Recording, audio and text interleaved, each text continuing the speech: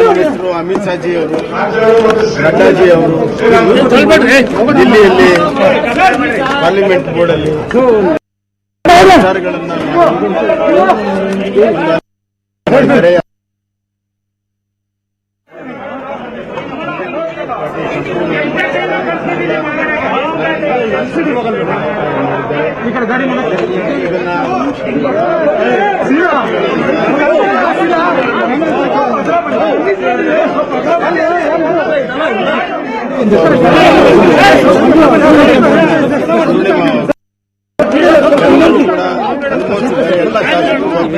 ನಿಮಗೆ ನಿರೀಕ್ಷೆ ಇತ್ತ ಸರ್? ಕೂಡ ಮೊದಲೇ ಅತ್ಯಂತ ಹೃದಯಸ್ಪರ್ಶಿಯಾದಂತ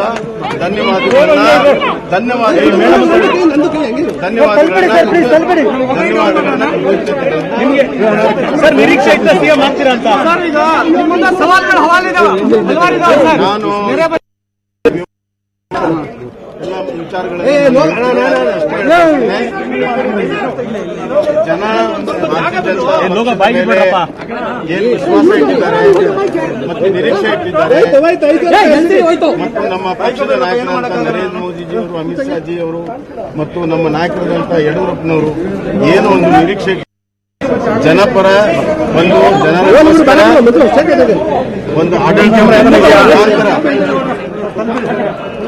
ಕರ್ನಾಟಕ ರಾಜ್ಯವನ್ನು ಉನ್ನತ ಸ್ಥಾನಕ್ಕೆ ಎಲ್ಲ ರಂಗದಲ್ಲಿ ತೆಗೆದುಕೊಳ್ಳೋದಕ್ಕೆ ನಾನು ಹಗಲಿರುಳು ಶ್ರಮಿಸುತ್ತೇನೆ. ಎಲ್ಲರನ್ನು ವಿಶ್ವಾಸಕ್ಕೆ ತೆಗೆದುಕೊಂಡು ಹೋಗ್ತೇನೆ. ಮಂತ್ರಿಮಂಡಲದ ಸದಸ್ಯರು, ಶಾಸಕರು, ಪಕ್ಷದ ಪದಾಧಿಕಾರಿಗಳನ್ನ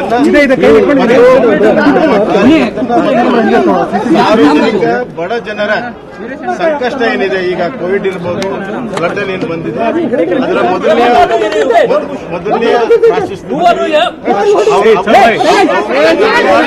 ಸಲುವಾಗಿ ನಾನು ಹಗಲಿರುಳು ಕೆಲಸವನ್ನು ಮಾಡ್ತೇನೆ. ಇದಲ್ಲದೆ ಹಣಕಾಸಿನ ಸ್ಥಿತಿ ಏನಿದೆ ಅದನ್ನು ಸುಧಾರಿಸಲು ಎಲ್ಲ ರೀತಿಯ ಕ್ರಮಗಳನ್ನು ನಾನು ತೆಗೆದುಕೊಳ್ತೇನೆ. ನನ್ನ ಸಂಪೂರ್ಣವಾದಂತಹ ವಿಚಾರವನ್ನು ಮುಂದಿನ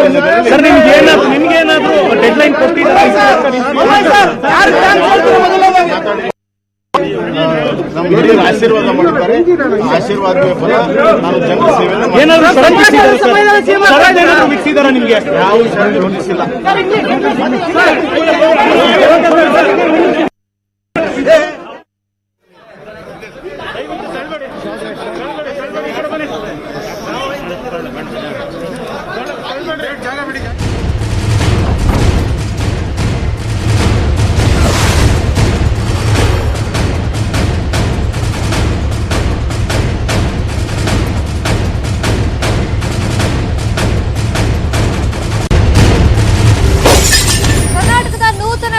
ಆಗ್ತಾ ಇದ್ದಂತೆ ಬಸವರಾಜ ಬೊಮ್ಮಾಯಿ ಅವರ ಮೊದಲ ಪ್ರತಿಕ್ರಿಯೆ ಇದು. ಅವಕಾಶ ಕೊಟ್ಟಂತ ಬಿಜೆಪಿಗೆ ಧನ್ಯವಾದಗಳು.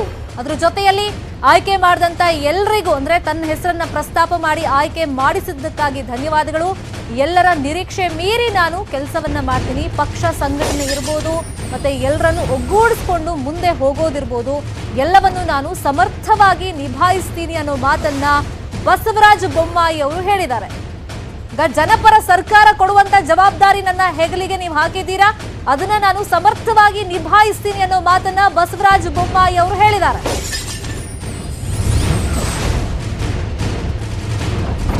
ಇನ್ನು ಅವ್ರ ಮುಂದೆ ಇರುವಂತ ಒಂದು ದೊಡ್ಡ ಟಾಸ್ಕ್ ಅಂದ್ರೆ ಕೋವಿಡ್ ನಿರ್ವಹಣೆಯೇ ನನ್ನ ಮೊದಲ ಸವಾಲು, ಅದನ್ನ ನಾನು ನಿಭಾಯಿಸ್ತೀನಿ. ಮತ್ತೆ ಎಲ್ಲರನ್ನು ವಿಶ್ವಾಸಕ್ಕೆ ತಗೊಂಡು ಹೋಗೋದು ಪಕ್ಷದಲ್ಲಿ ವೆರಿ ವೆರಿ ಇಂಪಾರ್ಟೆಂಟ್ ಈಗ ಅವ್ರಿಗೆ.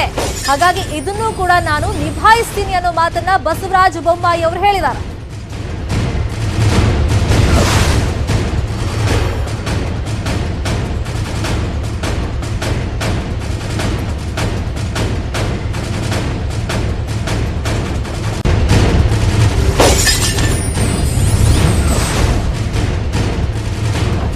ಬೊಮ್ಮಾಯಿ ಅವರ ಮೊದಲ ಮಾತುಗಳನ್ನ ಕೇಳಿಸ್ಕೊಂಡ್ವಿ. ಸಿಎಂ ಆದ ತಕ್ಷಣ ಅವ್ರು ಹೇಳಿದ್ದು ಎಲ್ಲರನ್ನು ವಿಶ್ವಾಸಕ್ಕೆ ತಗೊಂಡು ನಾನು ಹೋಗ್ತೀನಿ.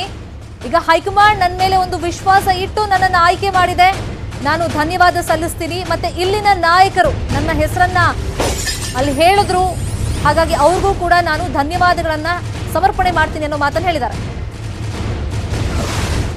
ಮಂತ್ರಿಮಂಡಲದ ಸದಸ್ಯರು, ಶಾಸಕರು, ಪಕ್ಷ ಪದಾಧಿಕಾರಿಗಳನ್ನ ಸಾರ್ವಜನಿಕ ಬಡ ಜನರ ಸಂಕಷ್ಟ ಏನಿದೆ, ಈಗ ಕೋವಿಡ್ ಇರ್ಬೋದು, ಫ್ಲಡ್ ಏನು ಬಂದಿದೆ, ಅದರ ಮೊದಲನೆಯ ಸಲುವಾಗಿ ನಾನು ಹಗಲಿರುಳು ಕೆಲಸವನ್ನು ಮಾಡ್ತೇನೆ. ಇದಲ್ಲದೆ ಹಣಕಾಸಿನ ಸ್ಥಿತಿ ಏನಿದೆ ಅದನ್ನು ಸುಧಾರಿಸಲು ಎಲ್ಲ ರೀತಿಯ ಕ್ರಮಗಳನ್ನ ನಾನು ತೆಗೆದುಕೊಳ್ತೇನೆ. ನನ್ನ ಸಂಪೂರ್ಣವಾದಂತಹ ವಿಚಾರವನ್ನು ಮುಂದಿನ ದಿನಗಳಲ್ಲಿ ನಿಮ್ಗೇನಾದ್ರೂ ಡೆಡ್ಲೈನ್ ಕೊಟ್ಟಿದ್ದಾರೆ? ನಮ್ಮ ಹಿರಿಯರು ಆಶೀರ್ವಾದ ಮಾಡುತ್ತಾರೆ. ಆಶೀರ್ವಾದವೇ ಫಲ. ನಾನು ಜನರ ಸೇವೆಯನ್ನು ಏನಾದ್ರು ವಿಧಿಸಿದಾರ ನಿಮ್ಗೆ? ಯಾವ ವಿಷಯ ಹೊಂದಿಸಿಲ್ಲ. ಮಂತ್ರಿಮಂಡಲದ ಸದಸ್ಯರು, ಶಾಸಕರು, ಪಕ್ಷ ಪದಾಧಿಕಾರಿಗಳನ್ನ ಸಾರ್ವಜನಿಕ ಬಡ ಜನರ ಸಂಕಷ್ಟ ಏನಿದೆ, ಈಗ ಕೋವಿಡ್ ಇರ್ಬೋದು, ಫ್ಲಡ್ ಏನು ಬಂದಿದೆ, ಅದರ ಮೊದಲನೆಯ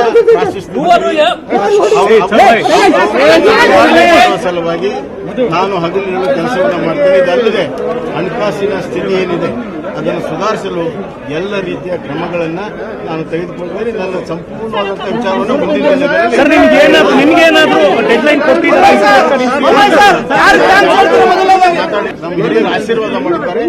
ಆಶೀರ್ವಾದವೇ ಫಲ. ನಾನು ಜನರ ಸೇವೆಯನ್ನು ಏನಾದ್ರು ವಿಧಿಸಿದಾರ ನಿಮ್ಗೆ? ಯಾವ ವಿಷಯ ಹೊಂದಿಸಿಲ್ಲ. ಮಂತ್ರಿಮಂಡಲದ ಸದಸ್ಯರು, ಶಾಸಕರು, ಪಕ್ಷ ಪದಾಧಿಕಾರಿಗಳನ್ನ